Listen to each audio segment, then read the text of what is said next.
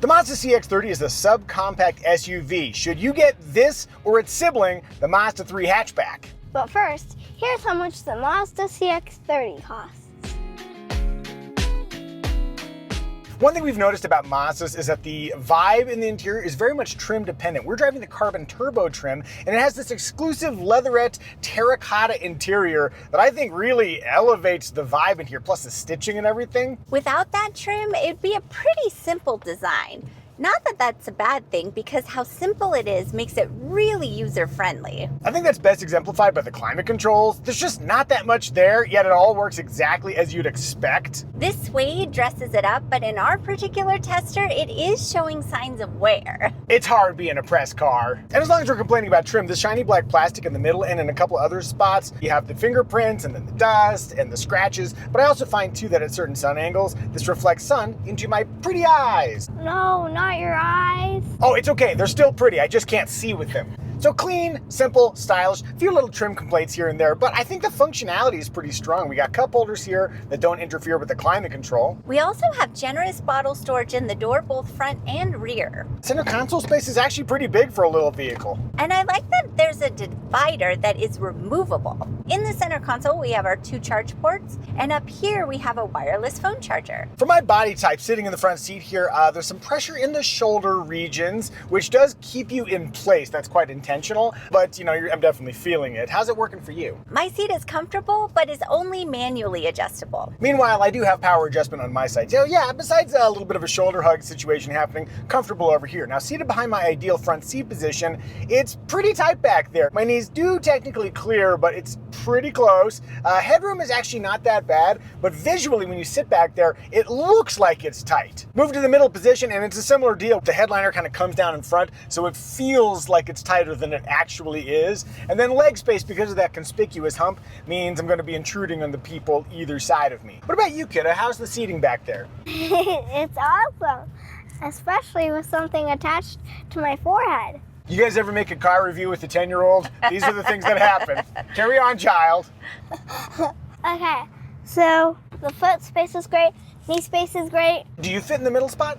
Yeah. What if you have like a wristband stuck to your forehead? Does that make it better or worse? It makes it so much better. Okay, take notes, kids. Put stuff on your face. Your parents will appreciate it. On all trims except the absolute base trim, we do have a fold-down armrest with cup holders and these rear vents, which is really nice on a warm day like today. Kiddo, let me also ask, what's it like climbing in and out of the CX-30? Any challenges? Not really. For cargo space, we've got 20.2 cubic feet to work with. The rear seats flip down really conveniently. Unless you have your front seat pushed back to a comfortable position for me, then those headrests are gonna whack into the back of it. There's really not that much happening there. It's just a simple, good space. You put your stuff back there, it's great. Oh, I do like, if you look underneath that cargo floor, there's a real spare tire. And even though our trim doesn't have it, there is an available power hatch offered for the CX-30. Sweetie, what's the car seat situation?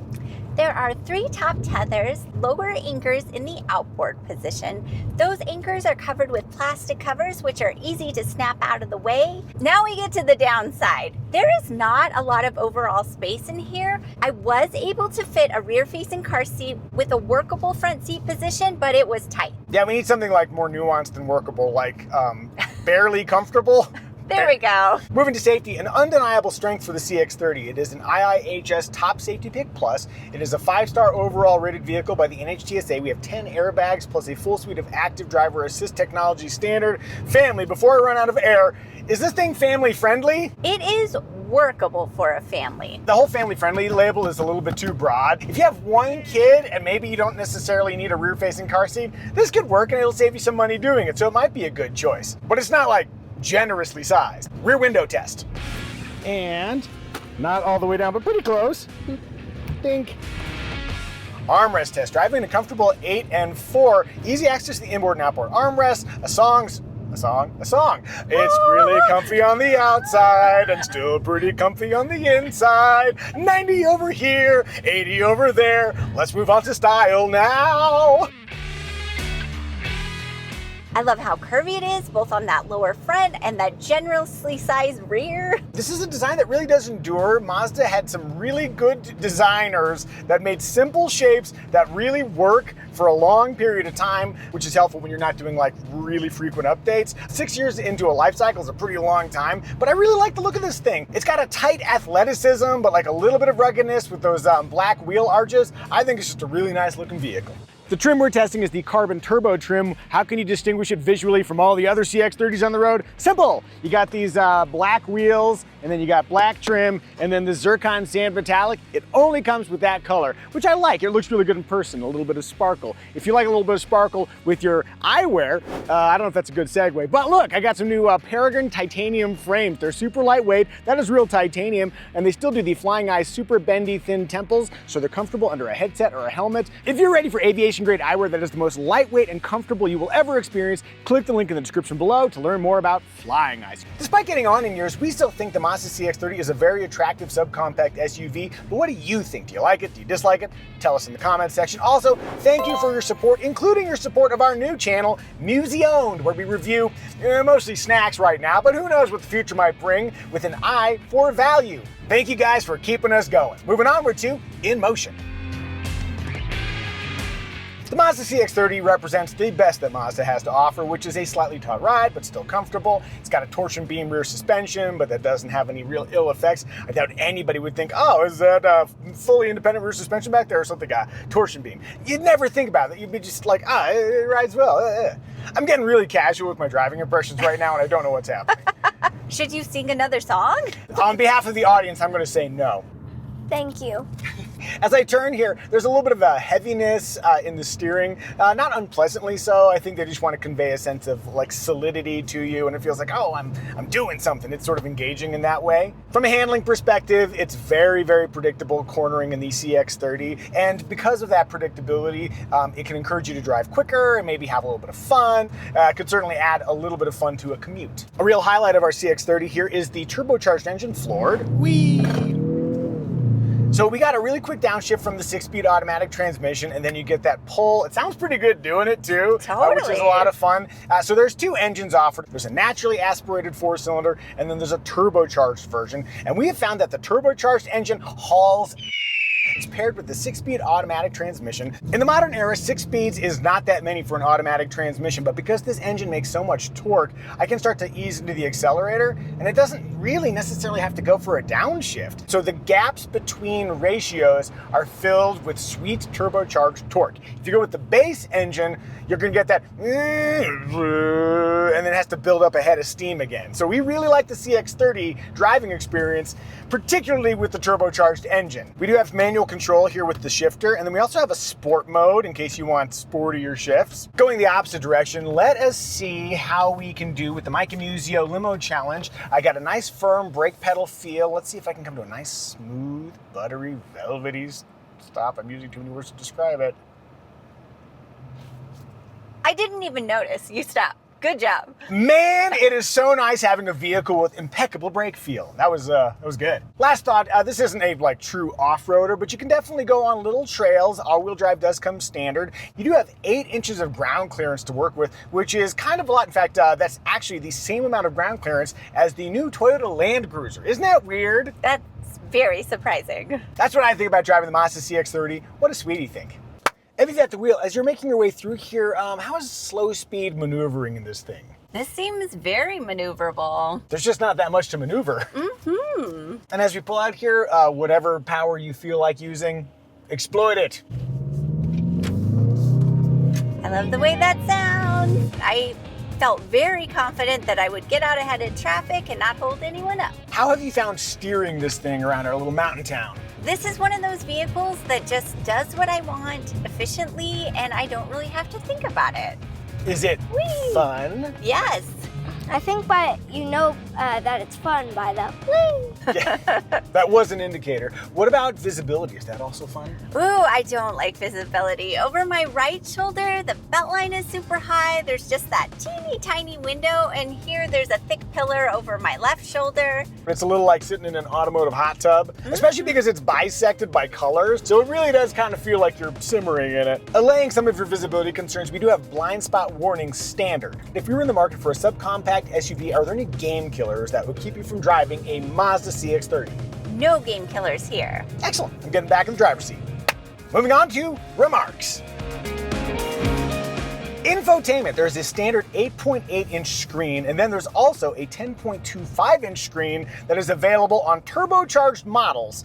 So you get a bigger screen and you also get the turbo. So much fun. And you also have wireless Apple CarPlay and Android Auto starting at the S Carbon trim. I'm often intimidated by having to use the knob interface rather than a touch interface, but this one works great because the menus are laid out in a way that is very simple, and I really appreciate that when you are in CarPlay, you can touch the screen. Yes, but that is only if you have the 10.25-inch screen. And honestly, it is a bit of a reach depending on where you're seated, but every once in a while, you just want to push that button to stop the podcasts. I get it. Helix mattresses are very, very comfortable, but they've been a sponsor for a very long time. Quiet, you.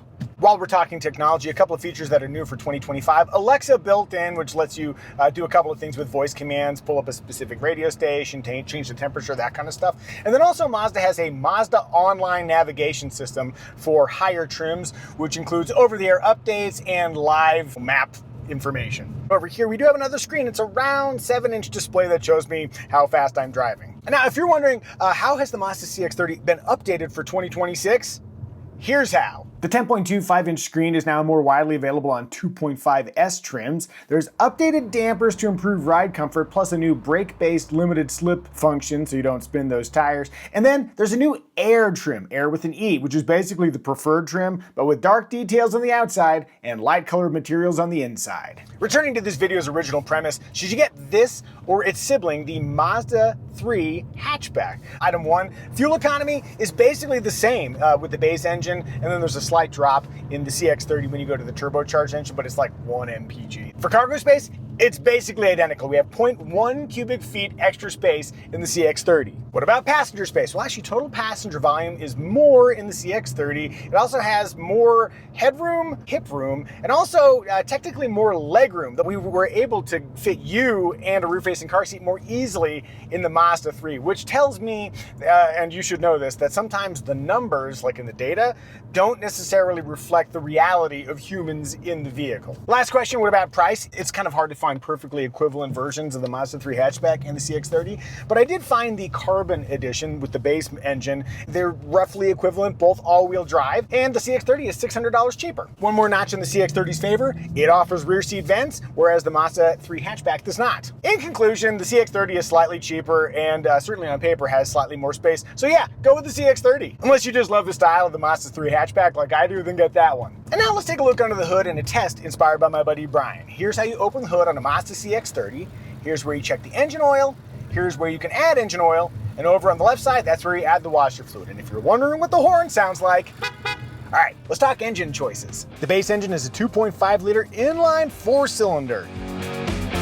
Then there's the turbocharged version of that engine that we've been experiencing. Regular fuel is fine with each, but if you want full power with that turbo engine, you gotta use 93 octane. With either engine, a 6-speed automatic transmission and all-wheel drive comes standard, and no, there is no fuel-saving hybrid option. Sweetie, please share our trim recommendation. I will. Our trim recommendation is which trim will give you the essential features you'd regret not getting, but at the lowest possible price. The base S trim includes many of the essential features, but we'd recommend spending an extra $1,655 to go up one level to the Select Sport trim. That adds dual zone climate control, leatherette seating, the sunglass holder, smart key access, and a bunch of other upgrades. For the small price bump and how much we like its features, we'd recommend that S Select. Subcompact SUV competitors for the CX-30 include the Subaru Crosstrek, the Kia Seltos, the Honda HR-V, and the Hyundai Kona. Did we miss any remarks? If so, tell us in the comments section. And now it is our daughter's time to shine. Child, can you tell us what is your favorite feature on the Mazda CX-30?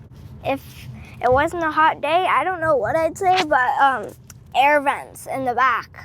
Those are really coming in handy today. Totally. In fact, this camera just overheated. Maybe we need an extra vent right here. Family, I think we've done a good job reviewing the Mazda CX-30. Before this entire situation overheats, high five, please, and a high five. And you, come get your high five.